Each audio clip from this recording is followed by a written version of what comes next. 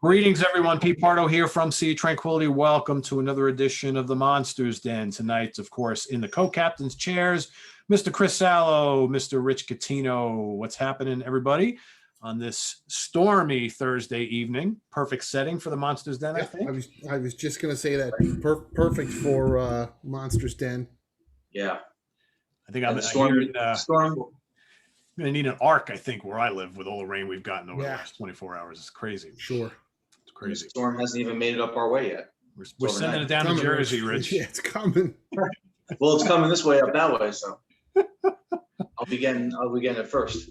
And I've got a very nervous husky here. Actually, I got two of them right at my feet who are not liking the thunder or the lightning or the rain. So so if people see her or one of them running about behind me, that's what's going on. So anyway, the topic of today is all about, this is an idea of Chris's that we've been talking about for a while. So, every now and then throughout our movie viewing lives, we have, yes, I know, we have, there have been films where, when we first saw them, we really liked them. But then over time, we realize, you know what, that movie's really not as good as I thought it was. And on the flip side, there have been films where maybe that first time we really didn't like it at all, but over time, we thought, hey, this is a lot better than I originally thought it was. So that's what we're doing today. So we've each picked out a bunch of films that we originally liked, now we don't like, originally didn't like, and now we like. So I think we're going to start off with the stuff that we originally thought was pretty good, but now we're just not that into them anymore. And I'm going to have Rich kick us off with his first selection. All right. So I'm going with, I don't have the DVD with me. I got to get it, actually. Maybe not. I don't know. Army of Darkness.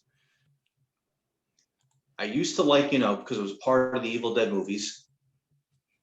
But when I watch it later now, I don't enjoy it as much as I did because it doesn't fit in with the other two movies. It's such an oddball, Would have been great if they would have done the Evil Dead like they were going to do. But then they did this fantasy comedy thing. And I don't know. It's, it's got a couple good lines that Bruce Campbell delivers. And it's kind of a little bit fun, I guess. But when you compare it to the other movies before, it just doesn't work. So I used to like it, a horror fan in the 80s, but then over time, I started to not like it as much. So that would be one of them for me. It's the oddball in the series for sure. Although, yeah, frankly, all three films are pretty odd, but that's, I think, what's so great about them, right? Yeah. Yeah, I don't know. Do you guys still like it? Rich, I completely agree. I don't know if you want me to go, Pete. But yeah, go ahead. Go ahead. I completely agree. In fact, I'm gonna not only agree with you, I'm gonna one up you because I pulled out Evil Dead 2. Here's the new 4K of Evil Dead and Evil Dead 2. Here's my Blu-ray of Evil Dead 2. I have multiple DVDs and Laserdiscs of it, and yeah, absolutely, my Blu-ray of Army of Darkness.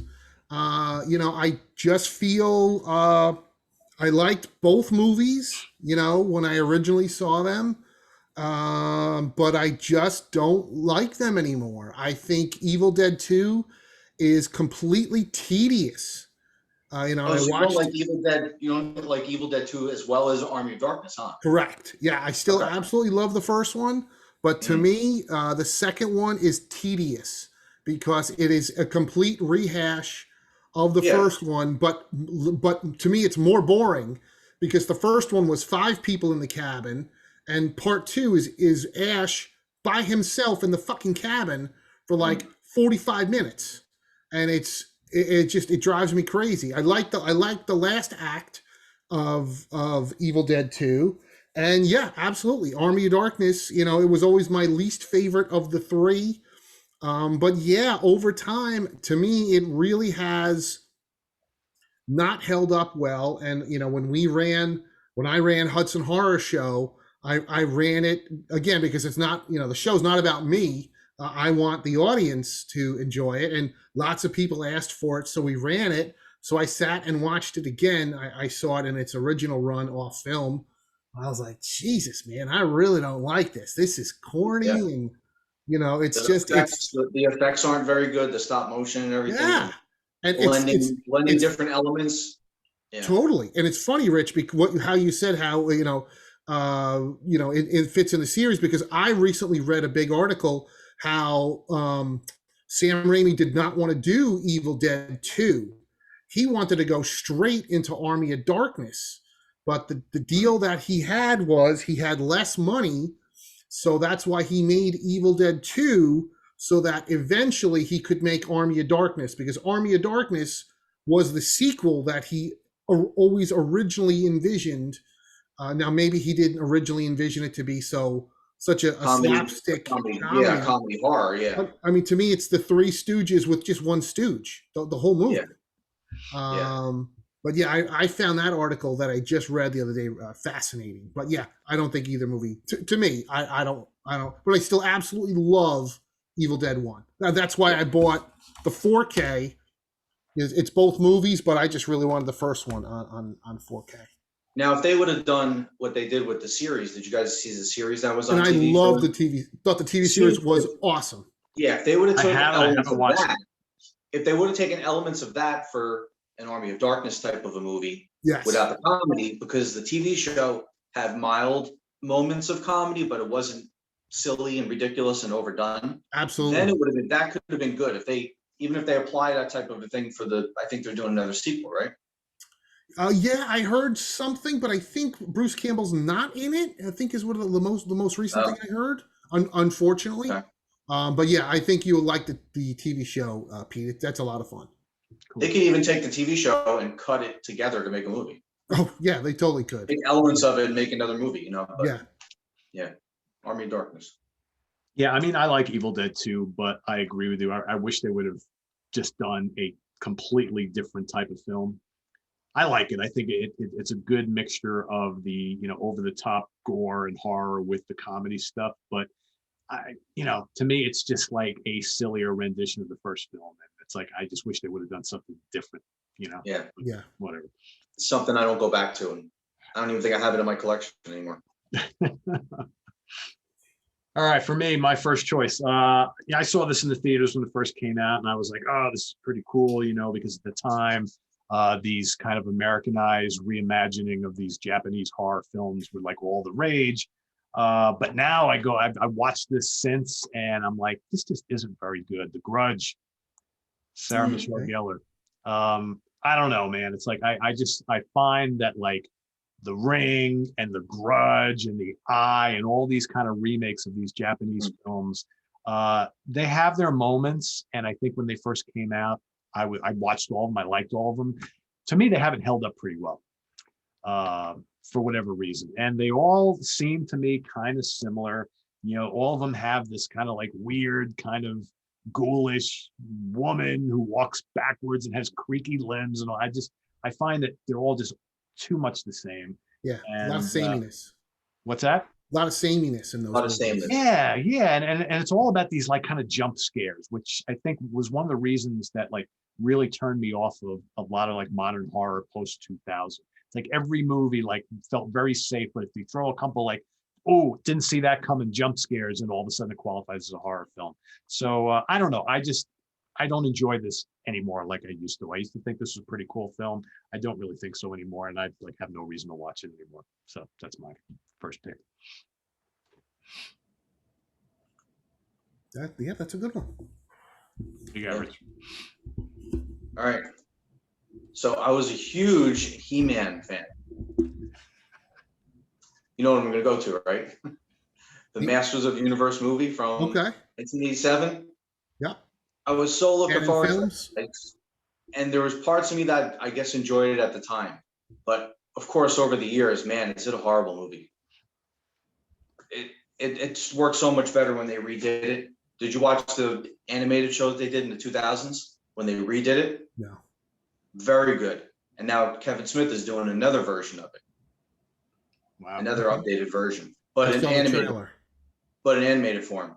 But the movie, I thought it was great at the time because Masters of the Universe. I loved Skeletor and all those characters and everything. And then the movie, over time, it's as you get older, your taste change, and it's just terrible. And now you really recognize how bad it is, as you get older and older. So yeah, I think that movie was always pretty bad. I know when we ran, I got a hold of the trailer Yeah. of Masters of the Universe, and we ran it, whatever, 5, 6 years ago, 8 years ago at a Hudson Horror Show. Man, the audience went batshit crazy because it is so ridiculous. Yeah, Dolph it's Lundgren terrible. as He-Man, Frank Langella as You know what it Skeletor. is? If it comes from the 80s, people our Yeah. age just love it. It doesn't matter how bad it Absolutely. is. And quite frankly, if you ran Howard the Duck at a Hudson Horror, I Yeah. would be completely into it. Yeah, that's I true. own it. Shit, I bought that like 3 or 4. I bought it on VHS. I bought it on DVD, and now I have it on Blu-ray. It's terrible, but you know what? I still love it. That's true. But that That's probably true. actually works better as fun than Yeah. Master of the Universe, because Master of the Universe is just poorly done on all levels. Well, plus too, if you are a fan of the, original toys and Right. the TV show and the comic, Right. yeah, it's not quite, living up to expectations. Yeah. But if you watch the version that they did on TV, the animated series, that was great. First time they did it. And I did see the It was like trailer. early 2000s. So I don't know if it was 2003 or 4, somewhere around there. Gotcha. And I And the new just one's saw coming out this summer. yeah, I was gonna say the new trailer looked really Yeah. interesting. It looked very grown up. And it looks great. So I got high hopes for it. I hope. Cool. But those characters are so great, whether they're the heroes or the villains. Yeah. So cool designs and everything. Castle Grayskull, Snake Mountain. Yeah. Cool. All right, Chris, what else you got? All right, mine. I don't have the disc because I don't like it. But I loved it. I really enjoyed it as a kid. I love the special effects and the gore. And now when I watch it, I hate it. And it's again, I played this the double headlining show, and I always felt it was my worst show ever, just because I don't like the two movies. We did like 5 or 6 movies, but the double headliners was Army of Darkness and Texas Chainsaw Massacre Part 2. And I just do not like the movie. I enjoyed it when I was younger. I love the special effects from Tom Savini and the gore and the set design. But, when I watch it now, I'm just like, this is terrible. This is an abomination compared to the original. But at the same time, I can kind of see why Tobe Hooper went in the way he went, because you can't touch the original. Right. So there's like no other way to go other than to do like a quasi comedy with a ton of gore, because the first movie is relatively bloodless. But yeah, I don't like it. And the chop top or whatever, the guy, and he's picking his head and eating it or whatever. I'm just like, I don't like it. The Dennis Hopper character is like a comic book character. I don't like it. But as a kid, I did. They should have just gone to part 3, which was actually decent. Which I vaguely remember. I haven't seen that one in 100 it's years. decent. It's not great, but it's decent. Yeah, I don't mind part 2. It is super silly. Yeah, I mean, a lot of people love it.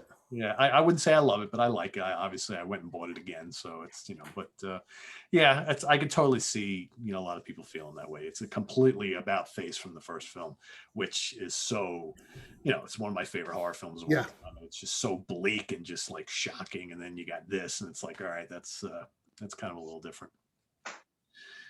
All right, my next choice. So I will say, when this film came out, I was so excited to see it because I'm a huge Werewolf fan.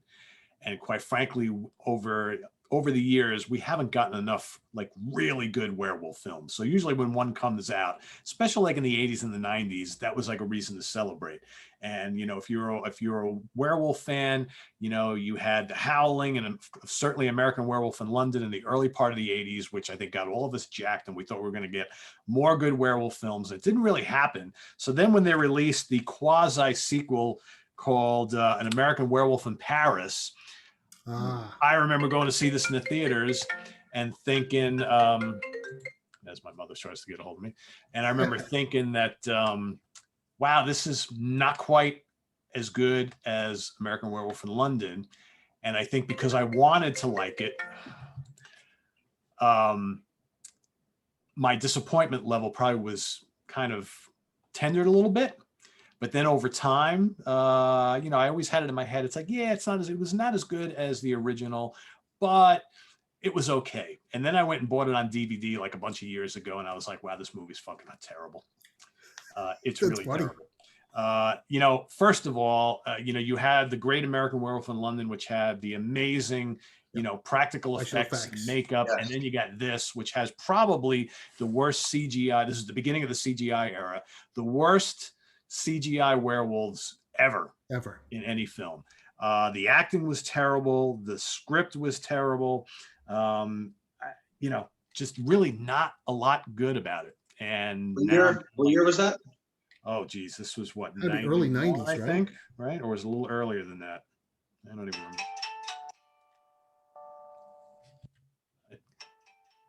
Rich, I'm going to have you go while I talk to my mother real quick because she's just going to keep calling me. All right, so I'm going to go with House next. Do you remember House from 1986? Yes, that's an interesting one, Rich. Yeah, and I thought that was great when it came out, but again, it has the same issues like Army of Darkness. It's a horror comedy, but too much with the comedy. But I used to really enjoy it. I thought it was great. But as years have gone on and I've watched it, they even have the second story in House 3, and there's House 4, the repossession. I didn't even know there was a House 4. So I remember liking the House, the first one, a lot when it came out in '86. And then over time, it's again, when I rewatch it again, it's kind of cringeworthy watching it. The writing, the acting, the creature effects, you know, the suits and everything. I think it's pretty bad. So I lost appreciation for that one over. I have a soft spot for it. I don't know. The second one is completely shitty, but yeah, I still like the first one. But yeah, it's, you know. I would like to see it again. I think the best thing is the poster with the hand that's cut off ringing the doorbell. I was gonna say I saw it in the '80s. I liked it. I never owned it, and I didn't see it for like 20 something years. And then I saw it off film at a film festival, and it was late at night. I was really tired, and I'm like, I don't know how much I liked it. So I would like to see it again. That's how I felt going back to it. I was like, I don't like this one anymore. I still dig it, but I totally see your point. Yeah, American Werewolf in Paris. For whatever reason, it does not say the year anywhere on here, but I'm thinking this was either really late 80s or very early 90s. I want to say, and this is just going off memory, like 91, 92. Yeah, that's what I thought it was, like 91. That's when they started doing CGI effects. I thought it was a little later. Right at the beginning, Rich, right? Yeah, it was right. Like Terminator 2 was one of the first ones, right? And Terminator 2 was 91, and wasn't Jurassic Park, was that 92 or 93? Yeah, and how great is that? Right? Both of those movies were very smart because people forget that they use the CGI to sort of blend the practical rather than say like American Werewolf in Paris, which was just all CGI, and they were making an all CGI character, 30 years before they really should be doing it. They still shouldn't do it. I mean, there's nothing, like you said, Pete, nothing beats a practical effect.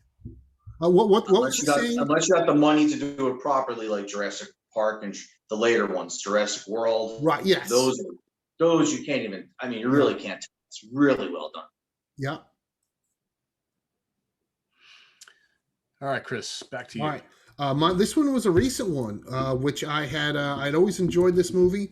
When they showed it, I felt like they showed it like 10 times a year on Channel 11 WPIX here in New York. I had the DVD, and so I bought the new 4K version of Beastmaster, this super deluxe box with God knows what. And I watched it recently, and I was like, Jesus, this is like the fucking dime store version of Conan the Barbarian. I mean, this is like Conan the Barbarian on like a $3.98 budget. Every time I see Beastmaster, I think of the other one, Kroll. That's the one with the hand that looked the big Chinese star that looks like it was like a star with hooks on it, I think, or something that flew. Yeah, that could be worse or better. I don't know. I don't remember. I haven't bought that one. But man, Beastmaster. Other than Tanya Roberts getting naked, I was like, woo, I thought it did not hold up, and I used to love it. Like, I have the DVD. I didn't have it on Blu-ray, So when they announced, ooh, the 4K, and I was like, yeah, it just didn't do it for me. Wow, I have to go back to it. I used to love that. What? Maybe So here's the thing. John's- So I watched mine. I just got mine like a week and a half ago. So I watched mine over the weekend, and I got done watching it. And because Chris and I hadn't talked about it, because I know he got his earlier, and I knew he watched it, but we didn't really have a discussion about it. So I'm watching it, and again, I loved it back when it first came out, and I'm watching it, and I'm like, it's no classic by any means. I still think it's kind of fun. But first of all, there's a couple things here. The 4K is probably the worst 4K I have ever seen by any release. Really? It's not It's like DVD quality. Yeah. They're charging a They lot of didn't money clean for it this. up or fix imperfections or anything? I mean, I'm Rich, sure they did, but three-quarters of the does not film look great. Looked like grainy DVD. There were spots where all of a sudden it looked really good, Wow. but bleeding. And I was like, what is this all about? And I bought the more stripped down set, Chris. I didn't get the big deluxe one like you did, but even that was like $30, $35. Yeah, I forget what I paid with this, and there might be somewhere in here where they say why it doesn't look great, but I'm like, I don't care. Like, not only it doesn't look good, but I didn't enjoy it. I'm like, now I can't even open the goddamn thing. Is it taken this, from, like, they say it's taken from original, this negative or that negative? I guess maybe Is that's it all like- that's available. It probably says just it's on there. Or is it just an upgrade from, It's got a DVD, standard book that DVD to? I'll never look at. And I mean, this is from Vinegar Syndrome, who always does. Oh Jesus, it's slipcover after slipcover. I mean, for Christ's sake. Yeah, I will say though, Tanya Roberts. It says newly scanned Beyond and restored in 4K from its 35 millimeter interpositive. Right, interpositive is a step down from the original negative, which, if I remember right, I think it could not be located. Yeah. So maybe that's why it doesn't look as good as showing. It's still showing the imperfections. Oh, big time. I've seen like regular, like bad looking Blu-rays that look better than this. That's the sad thing. Yeah. But 4K quality, it is not. But it's kind of a fun film. There's some good action sequences. The animals are great in the film, and Tanya Roberts to me steals the show. Wow. She is absolutely stunning in this. Gorgeous. Film. Yeah. Absolutely. Chris, I don't know if you watch it, but some of the documentaries in the supplements are pretty fun. I might have to check that out to try and get my money's worth, because I watched the movie once and I'm like, oof. Because they interviewed the Don Cascarelli and Mark. Mark. What the fuck's his name? Singer, right? Mark Singer. Yeah. And Tanya is on there too, like right before she died. Okay. But right. Mark looks like he looks really old, but it's very and the guy. Is that this film I'm thinking of? No, probably not. No, I'm thinking about different. The guy from Good Times. Too many of these things lately. Is it John Amos? Is he in there? Yes, they talked to him as well. Yep. Nice. So it's a really cool, like, lengthy documentary that's on there, which is worth seeing. But very cool. Yeah, I mean, it's no real classic, but it's still kind of fun, I guess. But yeah, I also had these kind of visions in my head of that being a great 80s film. Yeah, I thought it was so action packed, and I'm like, yeah, it's kind of boring. Yeah, it's all right, I guess. I don't know. My next choice, I guess I kind of liked this film when it came out. I saw it in the theaters. I think I saw the second and third, sequels to this. I have a bunch of them on DVD, and I don't know. I watched it not too long ago, and I'm like, yeah, this kind of blows. Final Destination. Okay. Haven't seen it in a long time. Another movie that was early with the CGI as well. Yeah. And, kind of a neat concept, I guess, because I don't think we'd really seen anything like this before. But maybe it's because so many of the sequels were so lame, or maybe it's just because I'm not a huge fan of this time period in horror film. They were just making all these big Hollywoody type of horror films. Yeah. And I don't know, just to me, it doesn't hold up quite so well. But, some of the kills are pretty good. But is that enough for me with this film? I don't really know. So it just. Yeah, that's a good one. Yeah. I think the best one, I don't know if it's the best one, but one of the best scenes was the third one with the roller coaster, I think it is. Or the second one. That one, that's pretty good. Yeah. They did that pretty well. Yeah. But that the whole series was like that. It's like you're just waiting for that next big kill. Right. The rest of the film is like completely forgettable. And Yeah. granted, I know we all three of us probably have films that we love where the highlights are the kills, and I get it. But yeah, sometimes you need a little. You need a story. You need a story. A little to bit, make right? that, something A little bit. that carries it. Yeah, got it. Yeah. 100%. Yeah, I was going to say I saw the first couple of those Final Destination movies in the theater, and I enjoyed them at the time. But I don't think I own any of them. And you completely nailed it in one word, Pete. Forgettable. I couldn't tell you much about any of them. And we were talking previously, not to go back to it, but on one of the other videos, and that's my point. Like for Chiller Theater and Monster Mania, like, hey, are any of us going to be excited to meet the cast members from the Final Destination series, or the Scream movies, or the I Know What You Did Last Summer movies? No, no, absolutely not.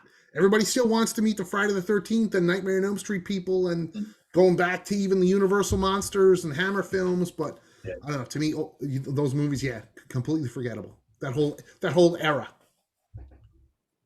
Yeah, I mean, and all these films we're talking about were the big popular ones. Yeah, there were plenty of other good films coming out around that time period that people never talk about. But it's like it's these kind of blockbustery Hollywood, horror films from that era.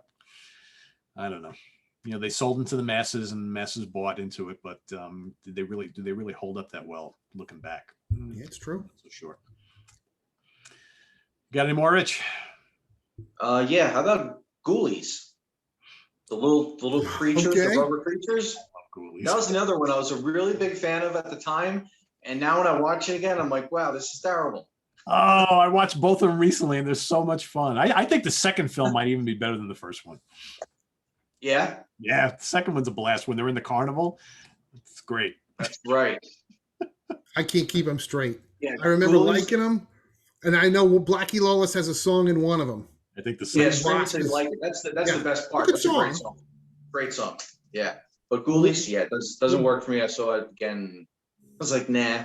It's better though. It's a step up from Critters, I gotta say. I like Critters too.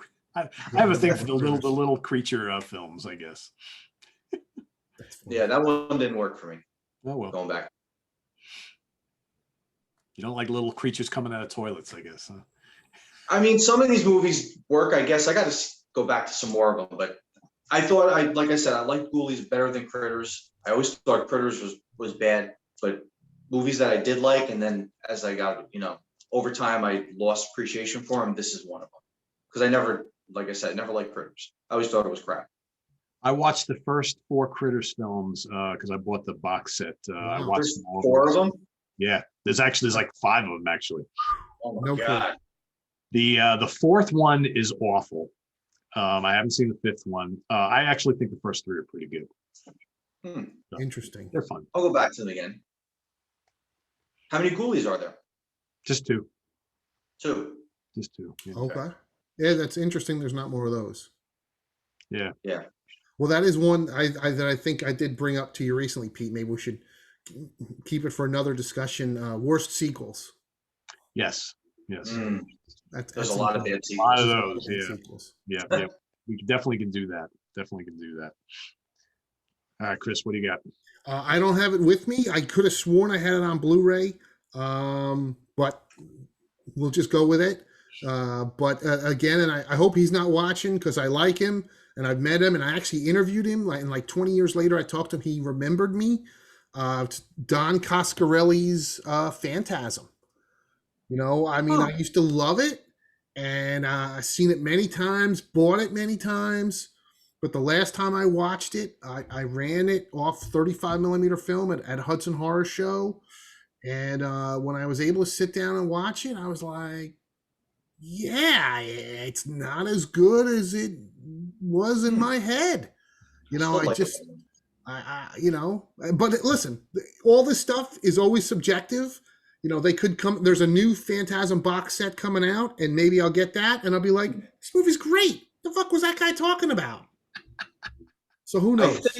I think maybe part 2 is maybe better. I like part two. I mean, part 2 was always my favorite of the series. Talking about sequels, Yes. that might be one of the rare instances when the sequel might be a little bit better than the first one. I agree. I always thought the sequel, the second one, was the best one, even though they replaced the guy playing Mike. But yeah, the last time I saw it, I was very disappointed.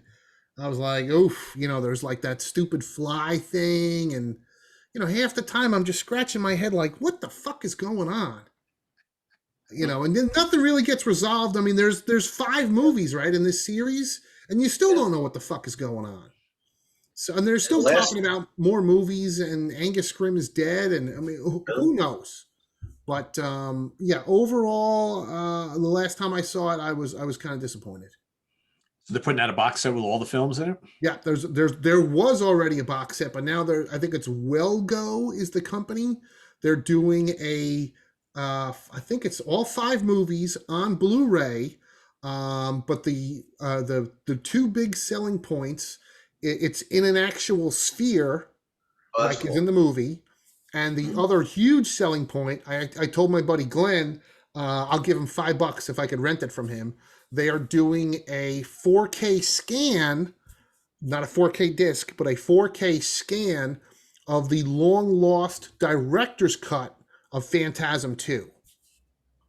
So it's supposed to have extra gore, and that's I think it's 5 discs, maybe it's more, but it's in a sphere. I think it's $100 on Amazon.com and wherever else. But I looked at it for a split second. I was like, cool, and then I'm like, well, wait a second. I only want to see the second one. I don't want to blow $100 on this. Yeah. I'm like, I don't love the first one anymore. I always thought 3 was kind of crappy, and 4 and 5 I thought were pretty bad. I think 4 was the worst one.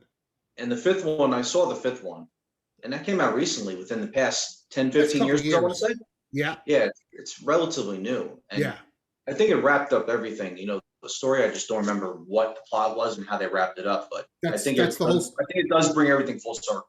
That's the whole series. There's what's the plot again? There's a guy he's in a funeral home, and he takes people and turns them into midgets and sends them in a outer fucking dimension, but they look like Jawas from Star Wars. There's this really hot blonde. I mean, that's part of the spear that gets into your head with the hooks and drills through your head, and the embalming fluid goes into your body and all that. That's the best part of it. Right. That part, and the hero is an ice cream man. Yep. So I don't know. And the blonde in the beginning in the cemetery scene. Oh, absolutely. Hot blonde, smoking hot blonde. Yeah, I agree. I used to think, because I saw that in the theaters, and I thought it was like the greatest film ever. And all throughout the 80s, I was convinced that the first Phantasm film was one of the best films of the decade. And it's definitely considered a classic. I like it, but I don't think it's the classic that I used to think by any means. Yeah, it totally is. The second one better too? What's that? The second one better? Do you like the second one better also? Yeah. I don't think I've seen any past the second one though. Oh, really? Yeah, I don't think I've seen the third or the fourth. Yeah, you're not missing much. Yeah. So. But hey, if you get that $100 box set, now you can watch them all. There you go. I don't know if I need to do that, but well, if you give Glenn $5 also, then he'll get $10 back towards that. So okay, there you go. Maybe that'll work. Speaking of bad sequels, and this is the 3rd film in this series, and again, I loved the series when it first came out, and I still really like the first film a lot.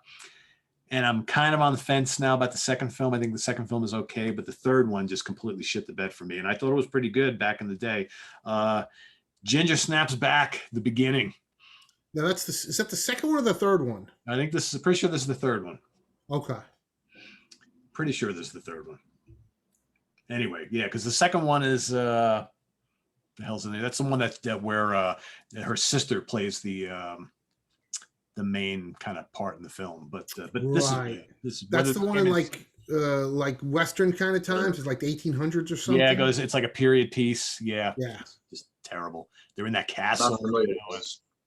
the fuck is this all about? Yeah. No good. And to the point where, I think what was so great about the first film is they really built up the two sisters as like main characters. You cared about them, and it was just really, really interesting. And by this film, I'm like, I don't like either one of them anymore.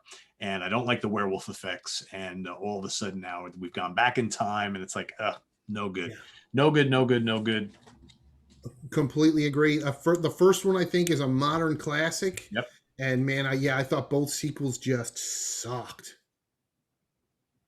Couldn't tell you much other than I hated both of them. Thankfully, they stopped and they didn't go back to it. Yeah. Yeah. Oof. Oh well. Rich, you got any more? No, that's it for that topic. Chris, you got any more on this? I was gonna say real quick, the last one I'll do. I saw this movie. My favorite channel probably like 15 years ago was Monsters TV, and I saw this movie and I was blown away. They showed it as Thanksgiving for their Thanksgiving turkey marathon because it was such a shitty movie, and I loved it. I thought it was so funny. I ran out and got the DVD. Then I got the Blu-ray, and then I saw it in a theater off 35 millimeter film, and I fucking hated it. And I'm like, oh man, what happened? I love this movie. And it's Troll 2, which apparently I never even opened the Blu-ray. Probably because I saw it in the theater and I'm like, fuck that. I'm not opening it.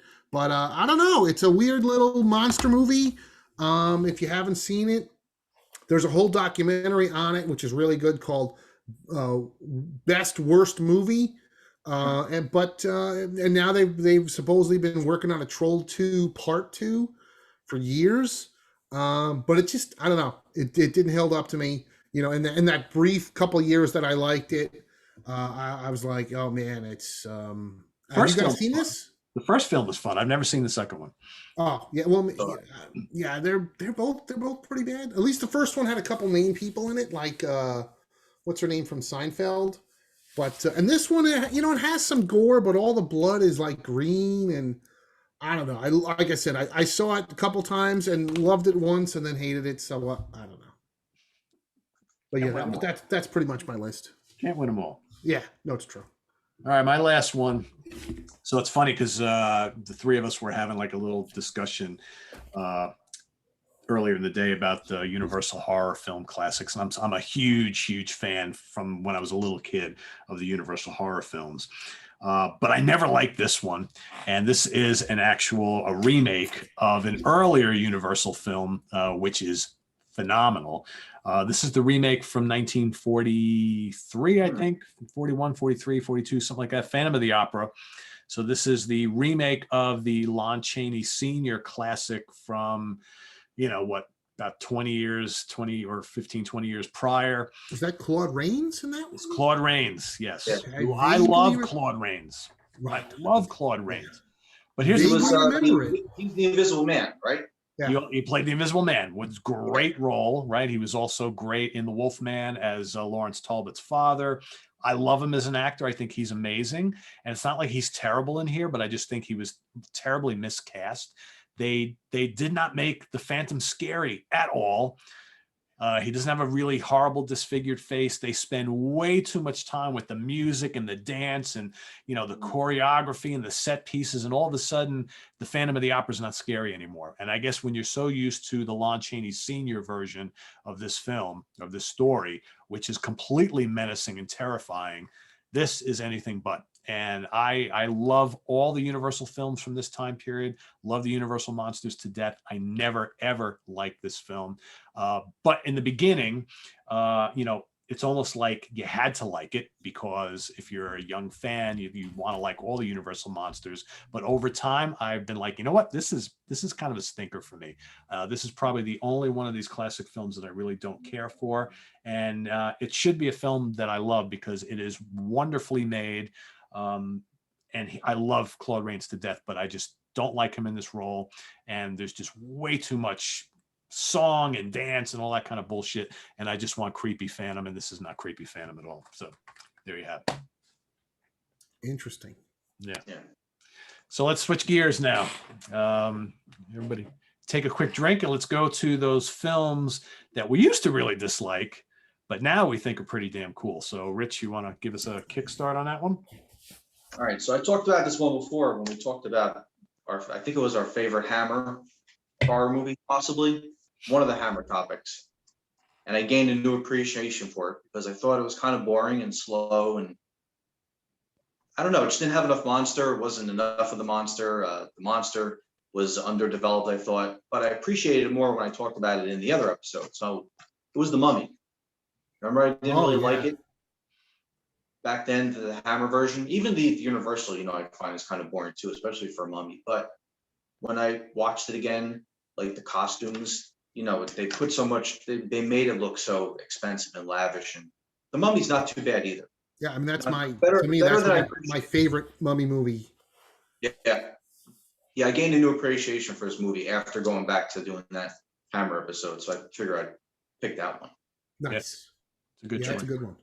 Yeah. But the sequels, I have to watch sequels again. Are the sequels, worthy follow-ups to that? I like them. I quite honestly, I think the Hammer Mummy movies are pretty damn good. They are pretty good. And the best one is the one, was it Valerie Leone with all the side boob? Is that Blood from the Mummy's Tomb? Blood from a Mummy's Tomb. Oh, that's a fun movie. Best side boob ever. Yeah, I mean, there's no real mummy in the film, but it's a good film, and she is just absolutely dropped dead. Gorgeous. Yeah. What? How many Mummy movies are Hammer movies? Is it 4? Well, I think 4. Yeah. Really? Okay. Yeah. Christopher Lee only played in the first one, and there's 2 others, and then Blood from a Mummy's Tomb. So there's, and you know what? I kind of like the Universal ones with Lon Chaney Jr. Gambling about and just killing people. Every movie is exactly the same, but he looked so cool, so I kind of dig those. But they're not my least favorite of all the monsters, the classic monsters. It's probably, I always want to love the Mummy because I think the Mummy's so cool looking, but they've rarely done him justice, I think. Yeah. These companies. But I think Christopher Lee was really good. Yeah. All of a sudden he's like rampaging around fast. I mean, when Peter, this is not Peter the Cushing, Taurus thing, like walking half a mile an hour, When he bursts through and Peter Cushing shoots him and his chest explodes and he just brushes it off. I'm like, whoa, that's pretty scary. Yeah, there's 4 of them. Last one's the Mummy's ghost, right? Yeah. Just look it up. Yeah. That one on the Universal side, yeah. So new appreciation for the Mummy. Nice. Yep. Cool. All right, Chris. I brought this one up at dinner, and the missus was like, "Yeah, you didn't originally like that one." She's like, "We waited online at Chiller to meet the star of the movie," and I'm like, "Well, yeah, I rented it when I was 11." And I think some of my movies are most of the ones that I didn't like, were ones I saw at an early age, and I think just as a child, I didn't like that they were dark and grim and gritty, and I was like, at dinner I explained to my wife, my 11-year-old brain, I guess, didn't really like seeing a woman getting beaten and raped for an hour. But originally I did not like I Spit on Your Grave. But I eventually... It's definitely not a pleasant movie.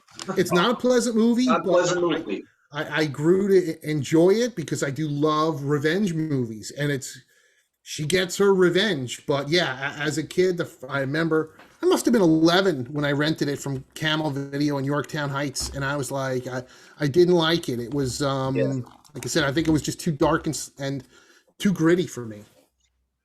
It is, but when you see it now as a revenge movie, you're rooting for her. That's what's good about it. Oh, totally, 100%. Yeah. Yep. Yeah, she that climax of that film was just awesome. Yeah. Yep. Absolutely, good pick. All right. I didn't really care for this movie much when I first saw it, and probably because the director had done some really cool things prior and some really cool things after. And I actually saw this film after I'd seen a lot of, all of his zombie films. So the first time I saw The Crazies, I was kind of like, it's a good one. Yeah, I don't know. It's kind of like Night of the Living Dead and Dawn of the Dead and Day of the Dead without zombies, with just people who got, infected and blah, blah, blah. It's a lot of people running around. They're kind of zombies. They're kind of zombies. Right, exactly. Yeah. But you know what? Over time, I've grown to really like this film for what it is. And it's kind of similar to all those films he made around the same time, but it's kind of a timely film for today, you know, sort of. The 100%. acting is good, and I don't know. I just think that this is good. Is it horror? Yeah, sort of. Yeah, I think it kind of is. It's pretty horrific. Yeah, yeah. But I like this. Again, you mentioned gritty. This is a good, gritty kind of horror thriller. That again, I think George Romero was always kind of way ahead of the game, and he kind of like foreshadowed things that have happened in history since then. And this is a damn good little movie, I think. So. I completely agree. That's a great pick because I feel the same way. I did not like it as a kid when I saw it, and then over time I was like, yeah, you know, that really is pretty good. Yeah, it is. Maybe in 10, 20 years we'll be saying that about the amusement park. Yeah, I still haven't seen that yet, but I've heard. Yeah, I had to watch it like 3 times because I kept falling asleep during it. Well, I would. And it's only like a 56-minute movie. It's like an hour, yeah. So I kept like watching it and falling asleep, and then I'd go try to watch it again, and I'd watch it a little bit longer and fall asleep. So finally, the 3rd time, I sat through the whole thing, and then I got done watching. I was like, okay, like what did I just watch here? Right. It's like really weird, and it's really kind of I don't know if depressing is the word. Like I just felt so awful for this main character in this film. Wow. It's like it's not a feel-good movie at all. It's just like, oh my God. I like, you know, if you have had any like elderly grandparents or parents or relatives who have gone through like a hard time later in life with senility and things like that, it's like it's way too real. And it's really hard to watch. So I won't say anymore, but yeah. Okay. Yeah. It's worth if you like Romero, you got to see it, but it's just, you don't feel good when you get done watching it at all. Interesting. All right. So, anyway. I got to see it. Yeah. Back to you, Rich. All right. Next one, Killer Clowns from Outer Space. Again, another one of those movies that I didn't appreciate at the time because it was in the 80s. It's 1988. You know, the golden age pretty much of, horror at that point because it was huge. There were so many different types of horror movies. And this comes out and it's got this whole comedy element that other movies didn't really have at the time. So I totally didn't appreciate it and I just overlooked it. I thought it was silly and, too much fun and not enough horror. And I just didn't get it. But over time, now it's a total classic. I love it. It's great for what it is. Yeah. It was, definitely different at the time in 1988 for everything else that was out there. Slashers and zombies and possessions and everything that was going on in the 80s. That was so different. Yep. So yeah, that's a great one. Definitely liked it more over time and deserves to be in the collection. Good choice.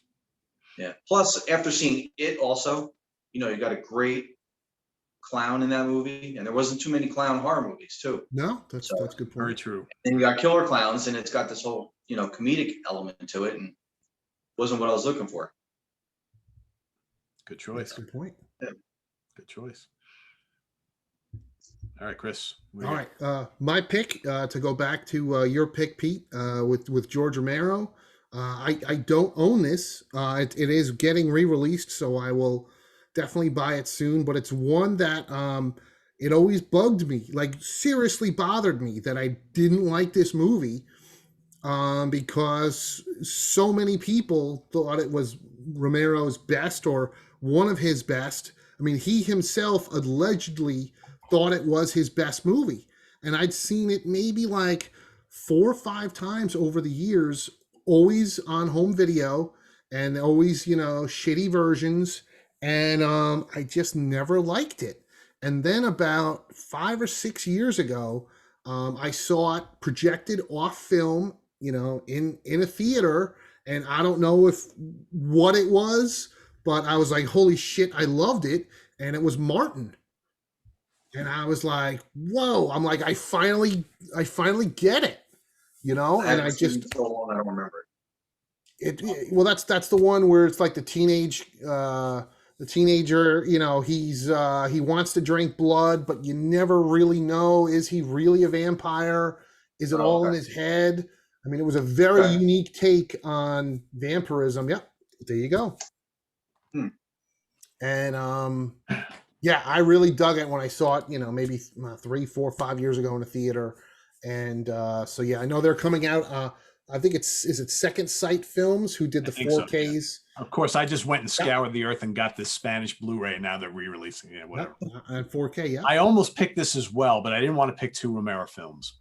And it's a weird film the first time. It is a weird little movie. Yeah. And then you got to watch it a couple of Rich, I would highly recommend watching it because I think it's really, really different. I remember the name. I just don't remember the movie. Yeah, it was. I mean, this was not a popular film by any means. Yeah. But it's a really good kind of take on the whole vampire thing, and good acting, decent amount, a little bit of gore, and it's good. I like it. Well, yeah, with Tom Savini doing the special effects, and John Amplis, who was in Day of the Dead and a Creep Show, and it's got a lot of the Romero regulars, but I just like I said, I never got it until a few years ago, and I was like, wow. I was like, okay, now I get it. Yeah, it's good stuff.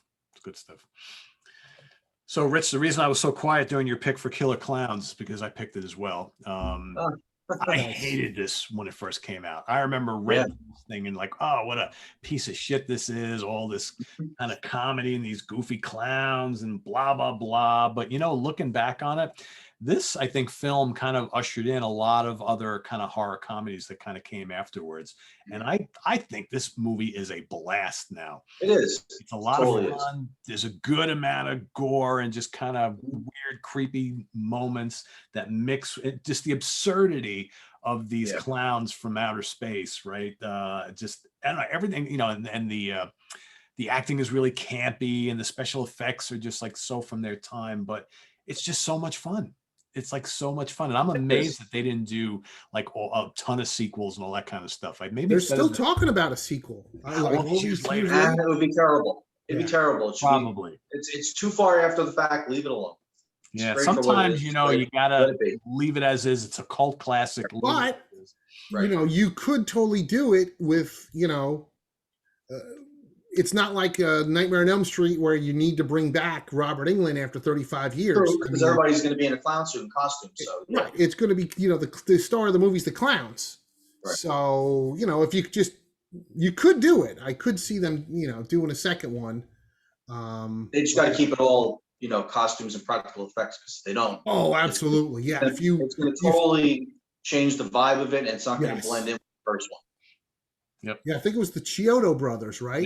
Yep. Was the guys that did that. Yeah, and who worked on a lot of different films. I mean, they worked. I think they did Critters. They did a whole bunch of these types of films. Yeah. I think this is a blast. So much fun. Yeah, agreed. All right, Rich, back to you. Okay. Halloween 3. Oh, didn't even think of that. That's a great one. Hated it for many, many, many, many years. Yeah, we all did. Everybody else. Yeah, we all did. And gained a new appreciation for Rich. We were all in a secret club that nobody knew. Right. Well, I don't think it did well at the box office because it did go to theaters, didn't it? It did, and it did not do what the earlier ones did, for sure. Yeah. I mean, it doesn't have Michael Myers. In theaters and thinking, "Where's Michael Myers? Yeah. He's nowhere to be found." I was like, "Oh, this." Right. But now, later, when you take it just for what it is, just the score alone is so creepy. Love the score, and John Carpenter's so good at giving you that feeling that there's nothing. You're all alone in this. No one's going to help you. It's just that cast that's in that movie, and they're struggling to survive. And that's it. There's no cops around. No one's going to, give you a hand. The neighbors aren't going to help you, just like in the Halloween movies. Nobody's going to answer the door. So that's what that movie has. And like I said, the music is great. I love it. That carries that movie so well. Yeah. You give that a different title. You take the Halloween off there, forget the stupid Season of the Witch title. You title it something else and never attach it. It's just called Season of the Witch. And it's great, right? Yeah. But I think it's a cool entry because it's still taking place on Halloween, and it's something scary that can happen on Halloween. So it does fit in, even though Michael Myers isn't in it. Well, the plan was this was part one. The plan was if this would have been a hit, they were going to have John Carpenter produce or be connected somehow to a Halloween movie every year with a different theme and a different setting, and it just would have been a horror movie taking place around Halloween. But right, because which could have worked. Which could have worked, but just like Pete said, everybody saw this movie. Not everybody, but a lot of people saw this movie, and the backlash was unreal. So it started to make money, but then quickly died. And of course, this was, in 1983, I think this came out. There was no internet and nowhere you could read about, hey, Michael Myers isn't in this movie. Right. So yeah, it did not do well. But because Halloween 3 was universally loathed for years, they quickly dropped that idea. And then it wasn't until 88 when they brought Michael Myers back. Yeah. Right. What could have been, right? Yeah. Yeah. But I've read, though, that this new Halloween movie, Halloween Kills, in October. Yeah. They're bringing in part of that theme or that plot with the Druids into this story. Interesting. So even though they're bypassing a lot of the sequels, they're still bringing in, like, if you saw in the trailer, you see the 3 kids that are killed have 3 masks on their face, on their head. They're wearing that mask trick-or-treating. 100%. So it's interesting how while they're avoiding sequels, they're still incorporating elements from those sequels into the last 2 Halloween movies to give it like full closure, I guess. That could actually work. Yeah. That could actually work if they do it right. I mean, I think too that's a real wink and a nod to the fans, and also to try and sell a few more tickets. Just like they're bringing back Lindsay from Halloween 1. She's Kyle Richards has some kind of part in this new movie, so yeah, it will be interesting for sure. It could bring good closure if they do it right. This one, and then the next one next year. I was gonna say, yeah, right, because there's still one more coming. Right, yeah. So no matter what they say in that trailer, we're still getting one more Halloween movie. Yes. You can never have enough, right? Yeah. Oh boy. All right, that's a good pick. Yeah, that's a very good pick. All right, mine again is kind of ties to the my other list, because the first time I saw Texas Chainsaw 2, I really enjoyed it, but the flip side, the first time I saw the original Texas Chainsaw, these are my 2 Blu-rays, and yeah, I'll be buying that 4K as soon as they come out with it. I was disappointed. Really? I grew up reading Fangorias and Famous Monsters, and in the early 80s, it was tough getting certain movies if you were trying to rent them, and I couldn't find Texas Chainsaw Massacre anywhere till I think around like 1983 or 84 maybe. My sister found it in some video store, and I was such a gore hound, and I watched it, and I'm like, there's no blood. There's no blood in this movie. But even without it, you still didn't find it scary and terrifying, just the way it was shot and everything else about it? Well, at the time I wasn't looking for scary and terrifying. I was looking for boobs and blood, and there was neither. There was just a bunch of sweaty. There was a bunch of sweaty teenagers. Yeah, but just to know the fact that this guy's out there with a chainsaw, and when he appears and the scenes of what he does, you still didn't find that. I don't know. I thought it was. And listen, at 13, no. Yeah. Now, I, as an old man, I absolutely love it. And for the last, 35 years, well, maybe 30 years, or whatever, I love it. But back then, the very first time I saw it in, 1983, I was really disappointed. The first viewing.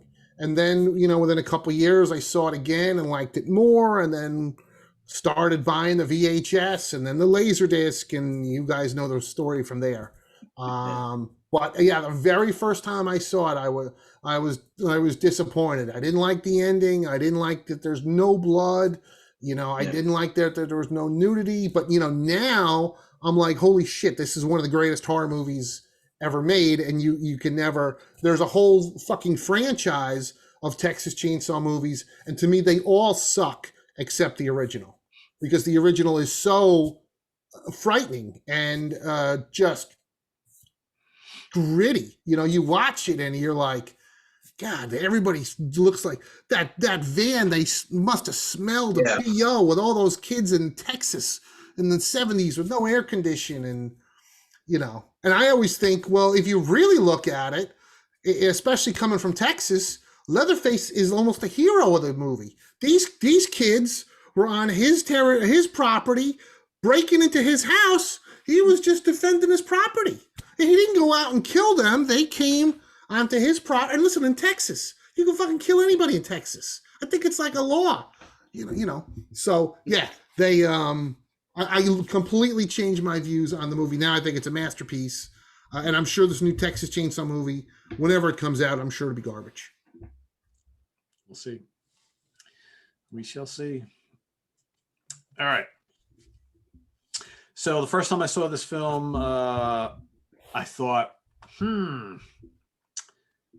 Nazi zombies that live and swim underwater. Not sure I like this. And I remember watching the movie and I was like, yeah, this movie's kind of slow. And I'm used to Romero zombies. And I'm like, this is just kind of weird. And I, Peter Cushing was in it. So I kind of like that. As a Nazi, no less. Yeah, Brooke Adams looked pretty hot, and I was like, all right. John Carradine's in it as a wacky old dude, but I was like, I didn't really care for it. But I absolutely love Shockwaves now. I think this is creepy as all hell, and there's nothing creepier than seeing these like Nazi zombies with sunglasses, like walking on the ocean floor underneath, and one of them, it's just, and then when they come above water, and they don't move too fast either. But this is like a great slow build movie. And again, we've seen this theme 100 times where people get shipwrecked or wind up on some island where like all sorts of crazy things happening. They're trying to get off the island, but there's these whatever on the island is trying to kill them off. I don't know. This is such a unique film. It says it great right here, the best of the Nazi zombie movies. I didn't know there's a whole slew of them, but regardless, this is the best. Awesome film. That's a good, really good pick. Really good pick. If you haven't seen it, and I would say that is the best of the Nazi zombie movies, and that's a real short list. I can imagine. I've never seen any others, but there's a couple. What's that? Dead Snow. There's two of those. Dead Snow. I was going to say, yeah, there's that one. And then there's what's that? Jess Franco has one. Is it Zombie Lake? And I've heard of Zombie Lake. Yeah, then there's like one or two others, but it's a real short list, Pete. That's a good one. Yeah, but no, that's the best one for sure. Oh, and Night of the Zombies with the porn star Jamie Gillis. I think that's also Nazi zombies. So not a lot. Maybe a handful. A handful. All right, Rich. I have 3, so that's my 3. Okay. But if I find another one, I'll chime in. But I had 3 for that one. Chris, back to you. All right, yeah. This one is I remember seeing it on TV. I think it was Halloween 1980, and it was all cut up. And they took it, and it was like a 3-hour presentation, and I didn't really like it. I'm sure all the good parts were cut out. And then I think 2 years later, 2 or 3 years later, I rented the VHS. And I liked the good parts, but man, I felt it was so long to get there. I felt it was boring. But I have definitely changed my my tune, and now it's of course for 50 years it's considered a horror classic. But okay, in 1983 I was a little bored, and it's The Exorcist. Oh, wow, yeah, really? Yeah, I just I thought it was. Listen, man, I wanted instant gratification. I at the time, I was watching, Zombie and Friday the 13th over and over again, man. We're talking 90 minutes. You didn't find that frightening?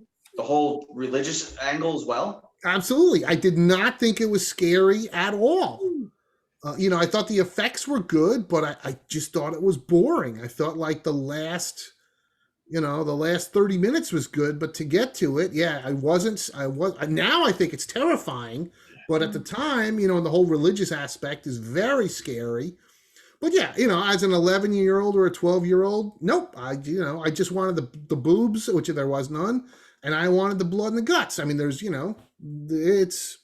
it is what it is, you know. That's some green vomit, at least, you know. Right, you had some green vomit, you know. But listen, when I was 6 years old, I used to put ketchup on my hot dogs. I don't do that anymore, you know. So we change stuff when we get a little older. But yeah, I as a kid, I was not thrilled with The Exorcist.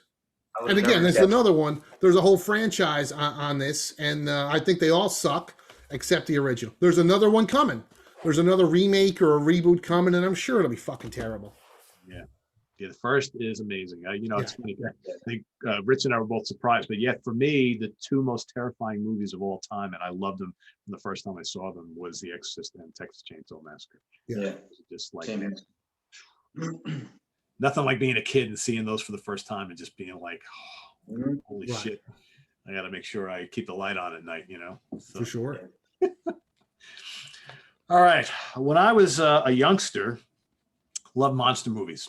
So for me, like King Kong and Godzilla and Frankenstein, the Wolfman and Dracula and the Mummy and Creature from the Black Lagoon, all that kind of stuff. Dinosaurs, love all that stuff. I wasn't as crazy about the giant insect films when I was growing up because I thought they looked really cheap and just, I don't know. And I remember the first time I saw this film, I was like, those are some really bad looking ants. I don't think I like this film. Nowadays, I think that Them is a hell of a lot of fun. And I think that actually the way they did the giant ants, again, these are, this was not stop motion effects. These were not, they built like these gigantic ants. And I think they worked out really well. And this is another one of those kind of creepy, like it's almost like a disaster film with giant ants. And I think this started like a whole trend of these type of films in the 50s, all about sci-fi and, the human race messing with radioactivity and all sorts of other stuff that, that did strange things to Mother Nature. And I think this is one of a handful of really great giant insect films from the same time period. And I now think this is an absolute classic from the 50s. And I don't know what I was thinking when I was a kid. So there you have it. That was 1954, right? Yeah. I believe so. Yeah. So, this is right around Godzilla time. So yeah. Tarantula was 1955. Tarantula. Yep. I think I mentioned I saw that maybe just a couple of weeks ago, like within the last month, and I was shocked at how well it holds up. I mean, it is creepy. I mean, when they're in the desert and you hear those sounds, and the little girl runs for cover, and then makes it. And it helps that it's in black and white, and they use a lot of close-ups. And the black and white totally far away shots that work well. Yep. Well, I Yeah. think was that on my remake list. I think of a movie that would be a great great for a remake. And you got to go with the big animatronic ants again. I wouldn't even just use CGI to enhance it. But yeah, I think that would totally work. I'm amazed that they haven't mined all of those 50s sci-fi films for remakes. I'm amazed that they haven't. You know? It makes you wonder. Yeah. Probably because they do a lot of those for when they used to do the sci-fi made for TV movies and they were terrible. Yeah. The Crocosaurus and all those kind of things, and they were bad. Yeah. So maybe, if they're not going to do it right, they're not going to do it at all. Yeah, you're probably right. All right, Chris, back to you. All right, my last one is a movie that I just kept buying until I liked it. I remember renting this movie in '83, I think. Damn it, I am going to like this no matter what it takes. And I was determined. I was determined to like it because everybody liked it. And I remember renting it and I thought it kind of sucked. It was like a shitty version of Lucio Fulci's Zombie. And then it wasn't until the 90s, and I bought this kid's Laserdisc collection, and he had the Japanese Laserdisc of Dr. Butcher, MD, in it. And so then I got it, and I still wasn't in love with it, but then you guys know how it is. Then that was the Japanese version. Then there was a German version that came out with a gatefold and a poster, so I had to buy that. And then there was another foreign version on Laserdisc, and then 2 DVDs and 2 Blu-rays later. And and I love this movie. It's still kind of a shitty knockoff of Fulci's Zombie and a cannibal movie, but it's a lot of fun. And yeah, it's still it's one of my favorites now. But the first time I saw it, I thought it was pretty crappy. I enjoyed it. I bought that on your recommendation. Yeah. That's a lot of fun. Well, see, if you talk to 13-year-old me, he's going to tell you it sucks. But it's a good thing you talked to old man me, because I told you that it's really good. I found one, by the way. Cool. I just Go remembered for it. one. Go for it. Do you remember Reptilicus? Oh, hell yeah. Oh, sure, yeah. It reminded me of this one when you talked about them. It's from 1961 with that. It's like a lizard, but it's almost like a serpent. Giant serpent, yeah. And it comes out of the water and it spits out this. I mean, you could see like everything jiggling and stuff. Oh, yeah.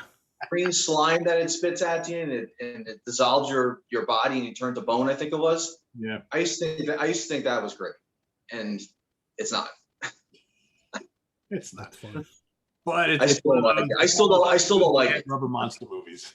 Oh yeah, I still don't like it. I thought it was great and I still don't like it. Yeah.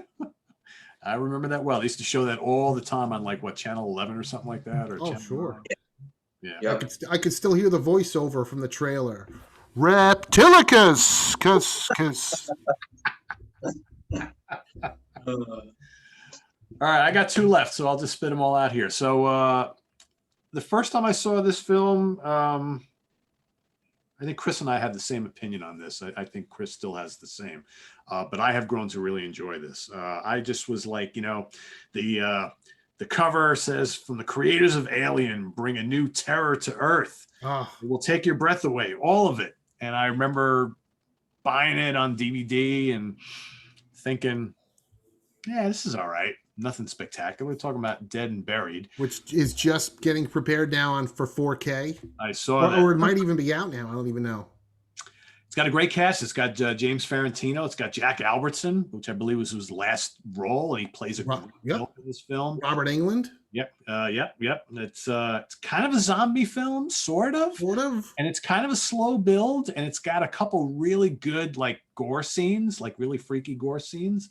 But I remember just thinking that like not a lot happened in it, but I've watched it a couple times in like the last like year or two, and I think I finally like really warmed up to this film.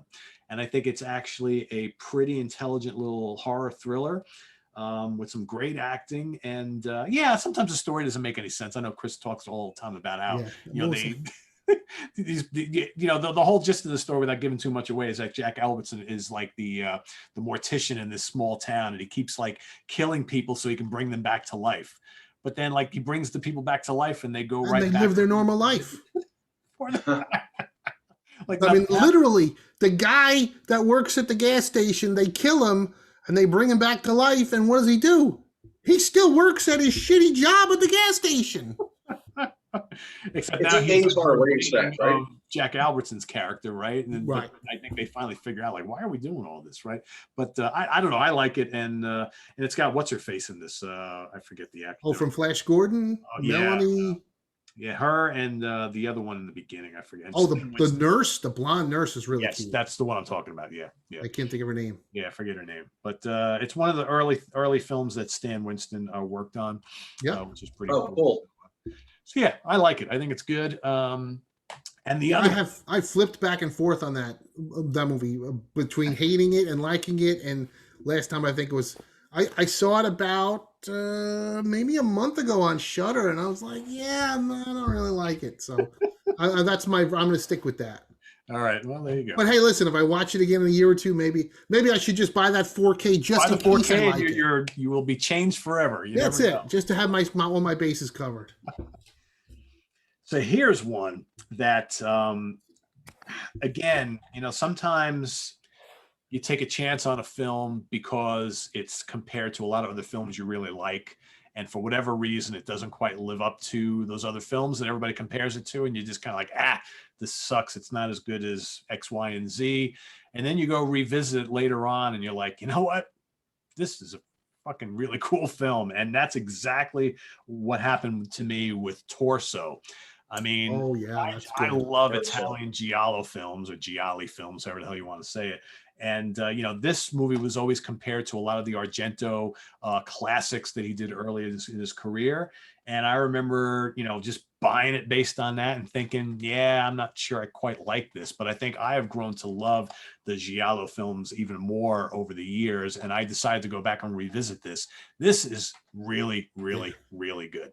A lot of fun. Really good, better than a lot of the other films of this type that I've seen. So I would say if you like, Profondo Rosso or Deep Red and a lot of those early Argento or even the Fulci films, those just basically right, like Don't Torture Duckling. Yeah, exactly. Those like serial killer films. This is great, and it's got an awesome like final 30 minutes. I think I saw that about 6 months ago. Yep, and yeah, it's thumbs up. Yeah, really good, really good. So so. Sometimes that first time, you gotta go back. Yeah, it's true. You never know. Gotta go back and do it again. So there you have it, everybody. Some stuff we used to like, now don't, and stuff we used to not like, and now we do. So in the comments below, please put some of the films that you have had these experiences with.